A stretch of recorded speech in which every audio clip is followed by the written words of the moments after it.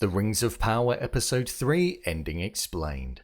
With the third episode of the show being released, we saw it pick up directly after what we witnessed unfolding in the first two episodes of the show. Whilst not travelling to as many lands as before, the places we did spend our time in told us a lot about what's to come and the danger that's beginning in the Southlands. So with that, I thought I'd recap, break down, and explain all that there was to take away from the episode. So let's get into it.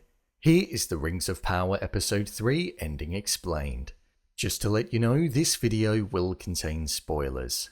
At the start of the episode, we witnessed it pick up from where we saw Arondir being taken after exploring the tunnel that he ventured into in Hordern at the end of Episode 2. We saw that he was captured by a group of orcs where it looked as though they were being tasked with digging further in the location that they were in. It looked as though there were likely rebellions of Morgoth who were captured and enslaved there, and there were also other individuals that Arondir recognized as they were fellow elves from Episode 1. This was where we were shown one of the weaknesses of the orcs, which was sunlight, and it came into effect later on in the episode.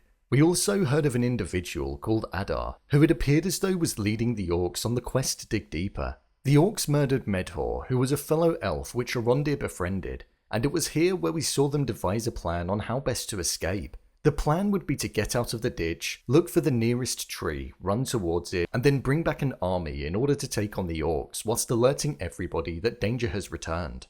We saw this exact plan getting underway in the closing moments of the episode, and they used their chains to their advantage, acting as a weapon, the sunlight to their advantage, and also they destroyed the shelter. But this wasn't something that came without casualties.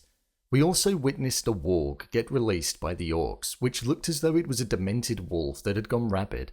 However, we saw that Arondir showcased his skills and abilities in restraining the beast, which allowed one of the elves to climb over the top and look as though he was going to make it to freedom, when all of the hard work turned out to be for nothing, in the sense that there were orcs on the other side keeping watch, ensuring that nobody would be able to escape, and they fired an arrow at him, killing him on the spot. This led the orcs to drag Arondir down, but before killing him, they stated how they were going to take him to Adar. Adar appears to be a brand new character that's been devised for the Lord of the Rings series, and he seems to hold some power over the orcs. We didn't get a true visual representation of him, only a shot of him walking through, but it was quite misty. Upon first glance, it doesn't look as though he's an orc, so I imagine we'll come to learn more about him in the coming weeks.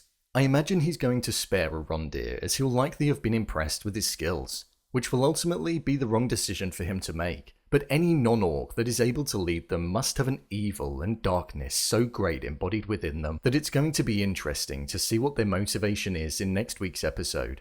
Outside of what we were seeing around the Southlands, we spent a lot of time in Numenor. Numenor is an island that sits right outside the mainland of Middle-earth, and it's inhabited by mortal beings that had the island granted to them by the Valar due to them standing by the elves during the Great War. However, it seemed as though under their new leadership and over time, elves have been shunned, and there was an opinion on them as if they were outsiders.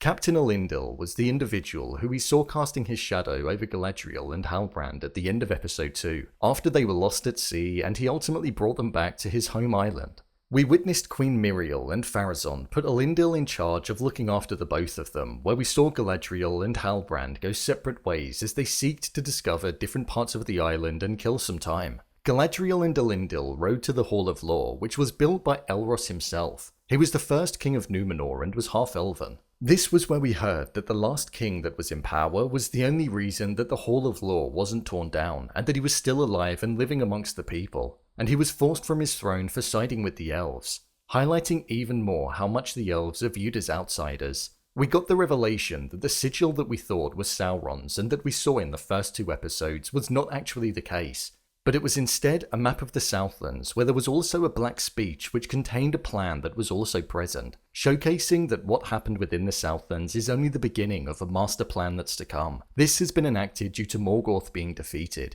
Outside of this, we saw that Halbrand had got himself into trouble and was thrown in jail following him wanting to find purpose during his time there. He stole an individual's guild crest, which would have allowed him to forge steel on the island. But the individual found out, and it then broke out into a fight where he was then arrested. We saw that Galadriel had found some of the work in the House of Law, which shared the symbol that was around Halbrand's neck. one that was the marking of a king that united the tribes of the Southlands under one banner. Despite being a king, Halbrand does not insist on being treated like royalty, and instead resides as a commoner. However, with Galadriel now knowing who he is, his potential, and us also seeing his fighting ability, I don't think we'll see him take the back seat like he had been doing over the past few years. We also saw an interesting moment in Numenor. We saw the Queen speak with her father and stated that the moment that they all feared of the elf arriving is now upon them. So Galadriel's presence is something that they must have been anticipating, or at least was prophesized, maybe tying into the impending darkness that's arriving. Outside of what was going on in Numenor, we had the Harfoots in Rovanion, where I don't feel much happened in this week's episode. We saw the giant that Nori found at the end of episode 1, and we saw it get revealed to the rest of the Harfoots, due to the lying and deceiving to the rest of the group, which usually resulted in an individual being kicked out. Due to Nori being a child, the punishment was for her family to be sent to the back of the line during the migration, which was something that would prove to be damaging due to her father's injuries. We saw that they were struggling. However, it appeared as though the giant was going to go with them and assist them in the migration, referring to Nori as a friend. Usually people tend to get left behind, as we heard on the final night that they were there. This was where we heard about all of Poppy's family being harmed during a migration, and explained to us why she was all on her own. I feel we'll see more of this giant's work, plan, and potential in the next few episodes, and how exactly it's going to tie into what we have going on in the Southlands. He's still an individual that we don't know much about, only that he contains certain powers and that he's looking for a certain constellation of stars. But for what reason? We just don't know yet. I thought this episode was a good one.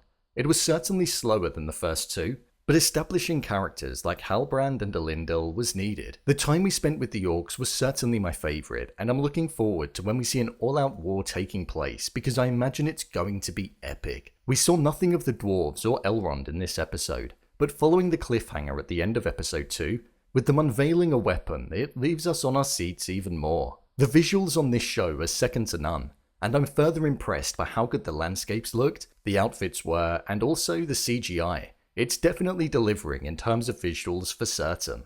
So, there you have it. The Rings of Power Episode 3 Ending Explained. If you want to see more videos on the Rings of Power, such as endings explained, theories and predictions, and character breakdowns, then click on the I button. Or alternatively, you can head over to my channel where you'll find them all. If you'd like to give me a show or movie that you'd like me to review, then head over to my Twitter, @BrainPilot_, and tweet me what show or movie you'd like me to review next. And finally, if you'd like to see what I rate the latest movies that don't quite make the cut to getting a dedicated video, then head over to my Letterboxd profile. It's where I rate the latest releases in real time. What did you think of episode 3? Leave a comment down below, and don't forget to subscribe. I'll see you next time.